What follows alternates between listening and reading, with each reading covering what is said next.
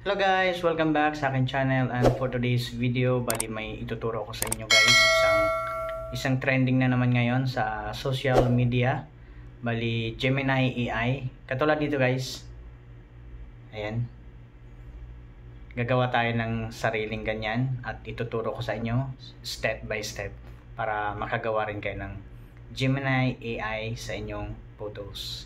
Let's go!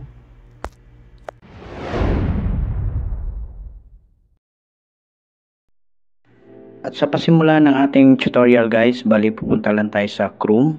Tapos i-type lang natin yung Gemini AI. Tapos i-click natin. At ayan guys, aantayin natin siya. Bali ito yung pinaka-trending ngayon guys. Bali kung mapapansin nyo, ito yung lumalabas sa wall ng mga Facebook natin.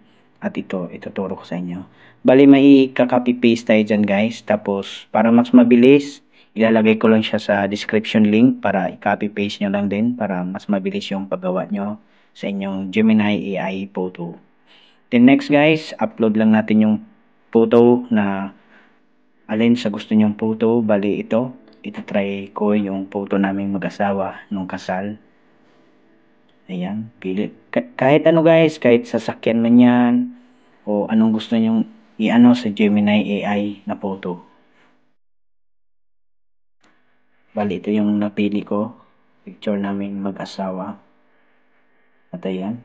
Antayin lang natin siyang ma-process yung photo sa Gemini AI. Ayan guys, loading. At ayan guys, bali pag lumabas ng ganyan, click nyo yung arrows sa baba para mag-proceed siya sa gawa ng Gemini AI photo. Tapos, aantayin lang natin siya in just few minutes. Ayan. Ayan. I-taas-taas nyo lang siya guys para makita nyo kung tapos na. At ayan guys oh. Bali ganun lang kabilis. Lumabas na agad yung photo na gusto nating i-3D sa Gemini AI. Then, kung gusto nyo i-save guys, click nyo lang yung photo. Ayan. Tapos may arrow dun sa taas. Yan, save nyo lang. Then, yun na guys. Ganun lang kabilis. Bali, pupunta na lang kayo sa inyong gallery.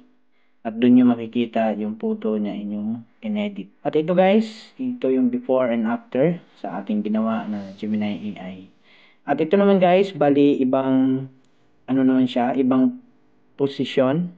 Ang gagawin naman natin guys, ibang description naman yung ilalagay natin sa Gemini AI.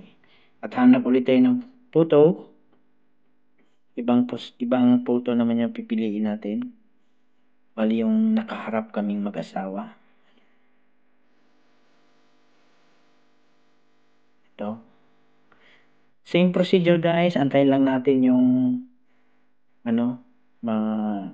mag-loading yung Gemini AI. Katulad yan. Pag lumabas guys, click nyo lang ulit yung arrow. Tapos antayin tayo ng seconds. Tapos i-scroll up nyo lang para makita nyo kung tapos na ba or hindi. Ganun lang siya kadali guys. Bali ito yung pinaka-trending ngayon. Pero paalala guys, sa ganitong apps, ingatan din natin ang mga bagay-bagay. Huwag nating gamitin sa masama. Kasi grabe na yung ng teknolohiya ngayon. At ito guys, natapos na yung nagawa nating photo sa Gemini AI. Paalala guys, gamitin sa mabuti ang teknolohiya. At ito guys, yung before and after sa pangalawa nating photo. Yan guys, ganun lang kadali gumawa. Napaka-basic at sana nasundan nyo ng maigi at gawin nyo na sa mga picture nyo, sa mga photos nyo para magiging realistic. Thank you for watching guys, and don't forget to like and subscribe my YouTube channel para updated pa kayo sa mga random video na aking i-vlog. Thank you so much guys, and God bless.